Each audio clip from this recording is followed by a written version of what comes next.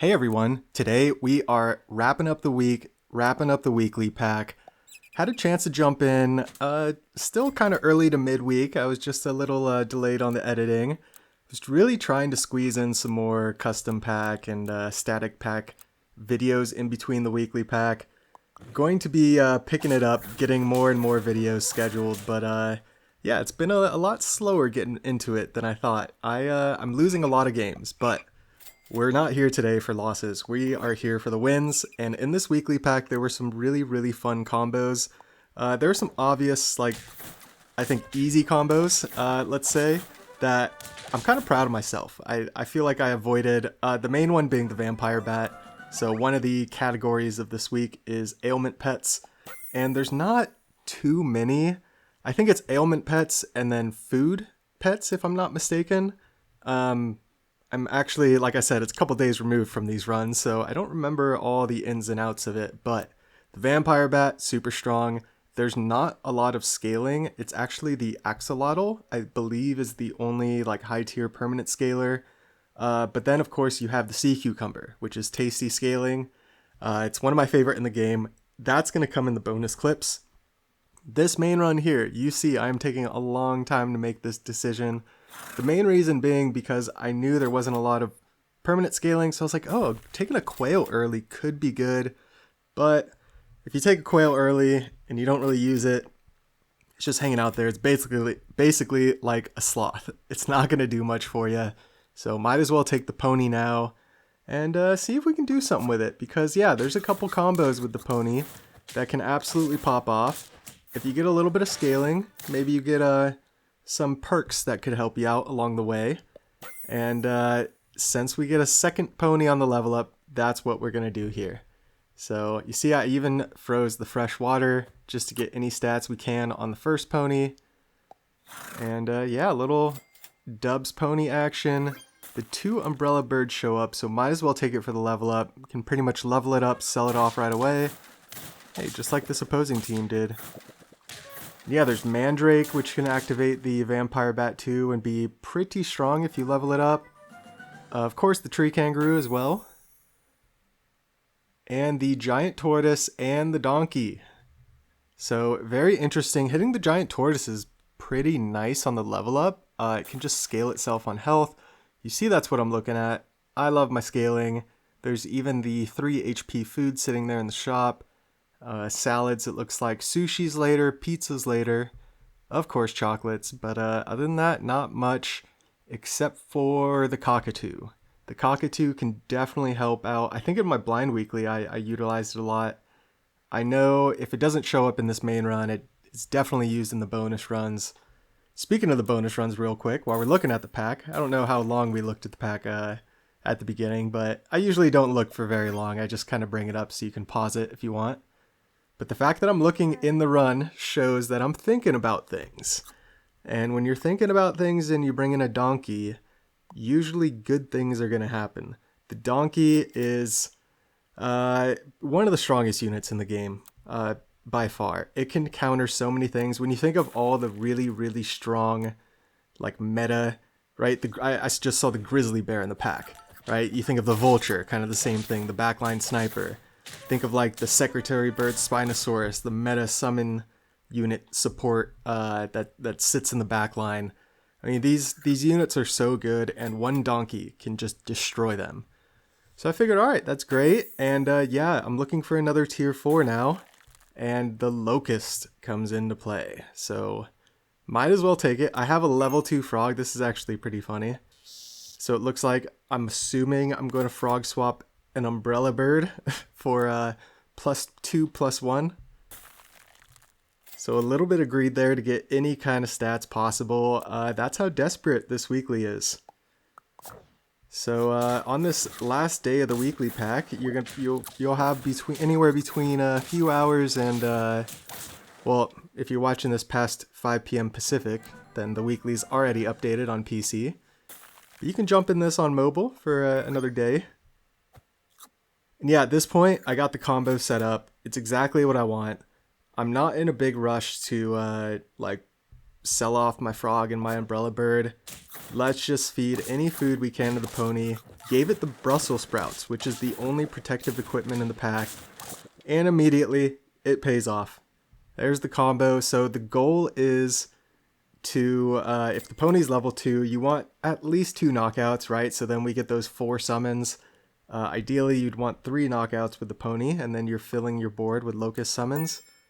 There's the most anticipated frog swap in the history of SAP. And yeah, the 3 units we've been talking about. Say hi to the team. This is it. We are going to bring in other units, but for now, this is it. There's nothing else really at this tier that we want. There's not a lot of great food we can buy. Hope to get anything, but because there's not a lot of great food, especially attack food, we take 2 attack on our pony for 3 gold on turn 8. And shout out the Pygmy Hippo. We do a little flipperoonie on the last 2 there. Pygmy Hippo and the, what was it, the Sawhorse? The Sawhorse? No, not the Sawhorse. Oh gosh, I am blanking now. There I go, drawing a blank when trying to think of the pet names. It looks like the Gharial. It removes health, the Danger Pack pet. It's the green Gharial. So, got our turn 9 level up. And there's a salad sitting there. Yeah, might as well hit it. Because there's, I mean, sushi, I guess, is good. But these 2 units are actually really, really good for our team. When you consider the real Velociraptor, it's going to replace the Brussels sprouts on our pony. And the Sabertooth can give us a Mammoth, which can also give our team stats. So I definitely like it. And yeah, 1 more slot to fill on the team. Sabertooth could just be a filler. We have a ways to go. We need 6 more wins. But yeah, look at that pony go. And it actually scales up. Scales the Locust, right? It provides those in-battle stats. So if the pony can pop off, then we get a lot of stats on the Locust, and it basically gets to as big as the pony was, which is pretty nice. Pretty nice, and there you go. We were just talking about, we got the Sabertooth and the Real Velo. Didn't know which one to take, or I didn't know which one was going to go, because we take them both eventually. And yeah, a bunch of low-tier pets. Look like a decent team. I think this donkey just keeps destroying, right? The donkey pulled up something there. Chocolate and the Locust that shows up in the shop. So basically, if we get at level 3, it'll give us plus 3/3 on each summon, which is essentially plus 15/15 in stats if we get all 5 summons from the Locust, which it looks like we're still getting. Super nice. 7 trophies, 3 hearts remaining. So now we're actually in a super cozy spot in this game. The Sabertooth shows up, but we don't need it. Kind of feels weird when you have like level 1 tier 6s on the team and there's ones that you don't need to level up. And of course the sap gods keep providing them, just to flash them in front of our face, tempt us. No reason to take it. I mean, I guess we could go front pony, 2nd position Sabertooth, but I think the 2nd position pony here with the Real Velo action, it really, really works out nice. Really seems to work out. 2 more trophies to go. Still have 3 hearts. I just saw the green Gharial in the shop. Still don't remember the name. Maybe it'll come to me during the bonus clips. But yeah, the bonus clips are 2 really fun runs I had as well, utilizing a pet I see in the shop right now. Now it's gone. And both bonus clips have it. One run is I was planning on doing something, and then a bunch of pets showed up in the shop, and I was like, alright, we're going to go with this instead. And the final bonus clip is what I was planning to do with that pet, and a very consistent theme on the team. We'll get into it in a second, because we got 1 more battle to go. The pony shows up. It would be nice to take, but it looks like I was going to say there's no reason to level the Real Velo. There's only one thing it can be used on right now, and that's the pony. So I guess the pizza is the best thing we could have asked for. And I think, look at those trades. I think the donkey was super clutch, multiple rounds there, brought up some grizzly bears and some other things. The donkey, of course, is the hero, but the pony and locust combo just absolutely destroys. And with a weekly where there's not a lot of scaling, yeah, it can definitely hold up. Previous weeklies, I remember trying to run that, and the pony combo was a lot stronger with something else other than the locust. This week, super strong with the locust. I know it's strong with like blue jay, fairy dust, and stuff like that as well. I wish I would have seen the line at the time. I did not. Let's get into this bonus clip. We got another level up. The real Velociraptor with the blowfish would be amazing with the Brussels sprout, right? Basically the same thing we had with the pony, but just with a big blowfish. It's already level 2 on turn 9, but with no ailment pets on the team, we decide to just take a manticore. There's a vampire bat. If we take a manticore, might as well take a vampire bat, right? But yeah, I guess there's no reason to do that because, like I said, we have no ailment pets and we took a manticore. Doesn't really make any sense. There's a tree kangaroo. That's an ailment pet. We freeze the pygmy hippo and a wall chicken. Very interesting. Which means we plan on keeping this tier 1 Baku on the team. And you know what?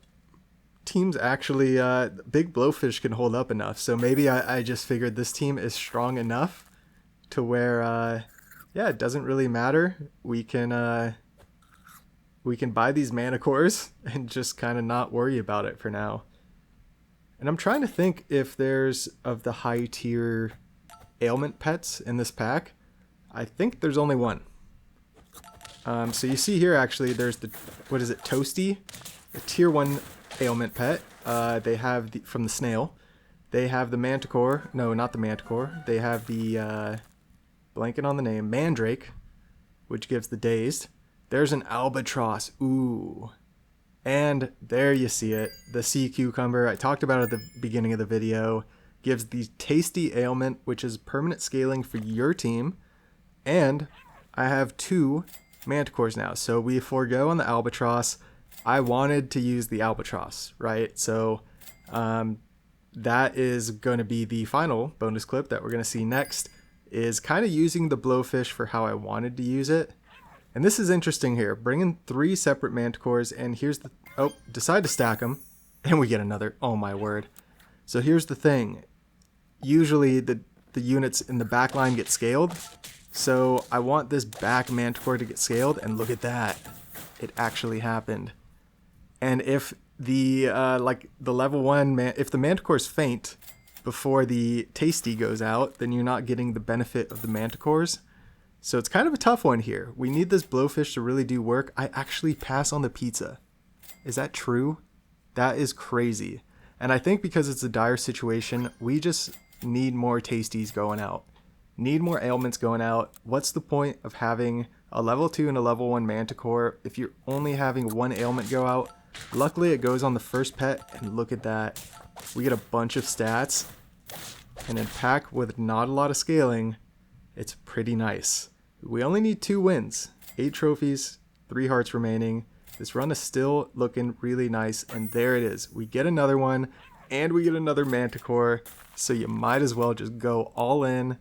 Like I said, we want the stats to go on the back line, so I keep the strong one towards the front, which is might not be the best. Probably should have had a different order there, but that might be good enough. We just got a huge injection of stats. Now I realize this sea cucumber should go up here, and we should just let the manticores go crazy at the end.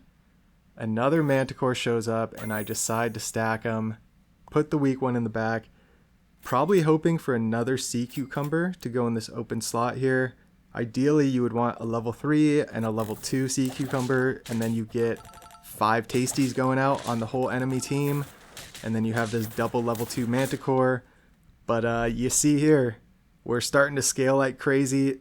Now the manticore is bigger than the blowfish. We find the other sea cucumber. We find another one. And I was going to say, do I decide to go on the level 3? Seems to be a theme this this game.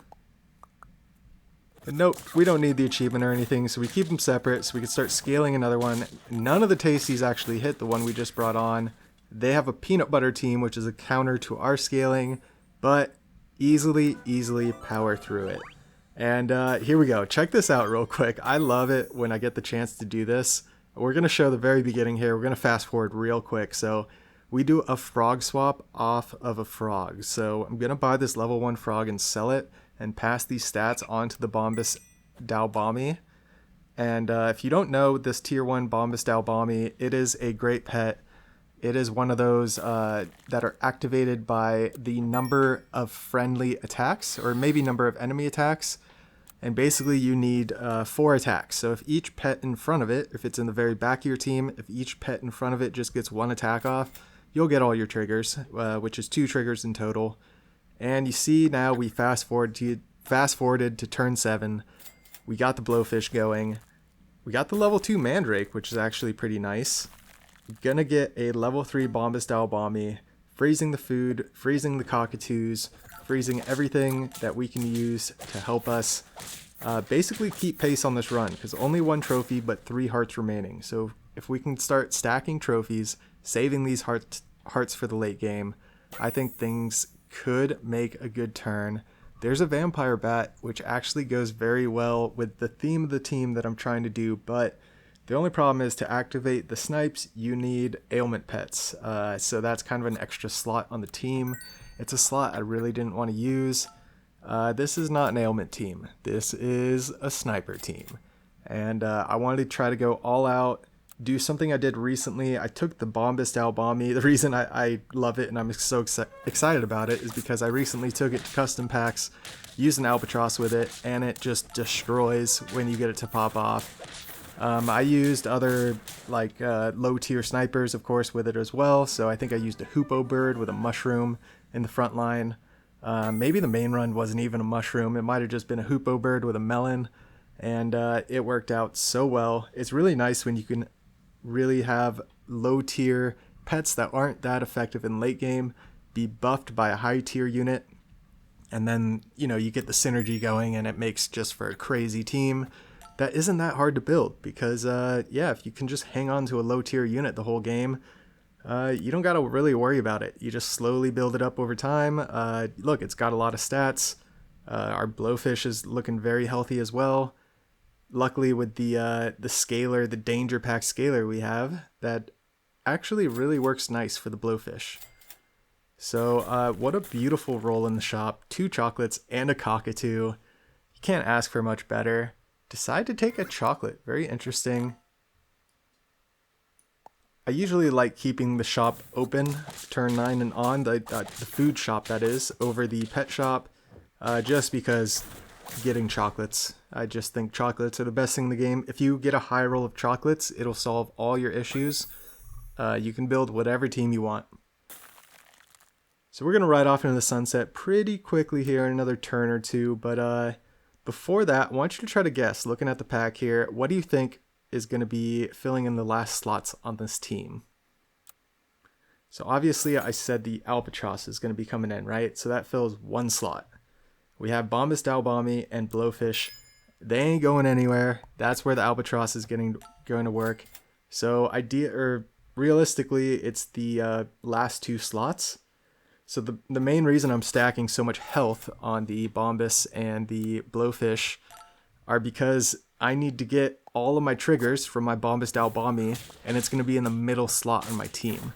I want to keep this Blowfish in the front. So yeah, it becomes pretty insane. The team's very strong, and it only gets stronger. So with all that being said, we are going to ride off into the sunset. If you hung around this long, I really do appreciate it. Feel free to like, comment, subscribe. As always, have a fantastic day. We'll catch you in the next one.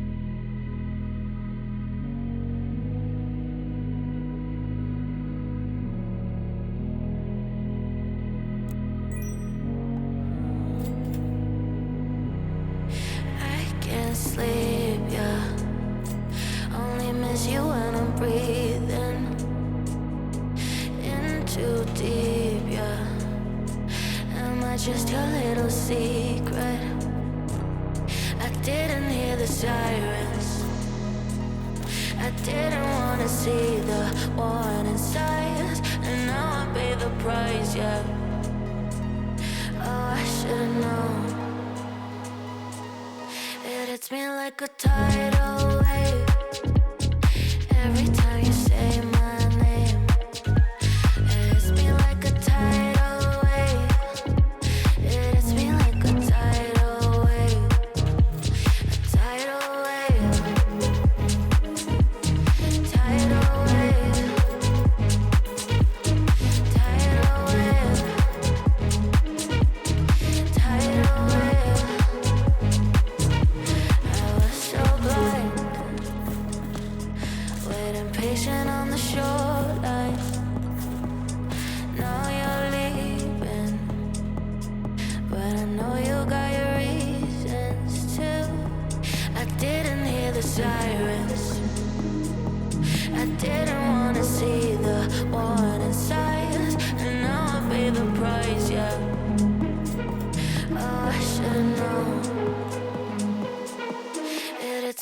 like a tidal wave.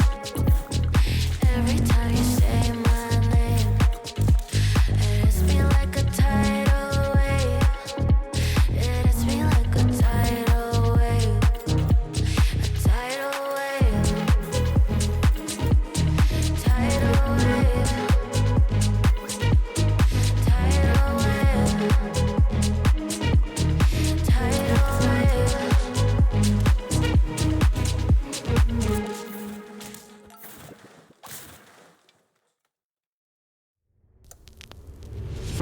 I am broken, words unspoken. I'm afraid I'm drowning underneath. I got lost in summer feelings. Now I can't seem to find a way to breathe. Need you by my side. I can't sleep at night. Let's get lost in time. Leave it all behind. Life can get so rough. Hope that I'm enough. Let me be the one for you.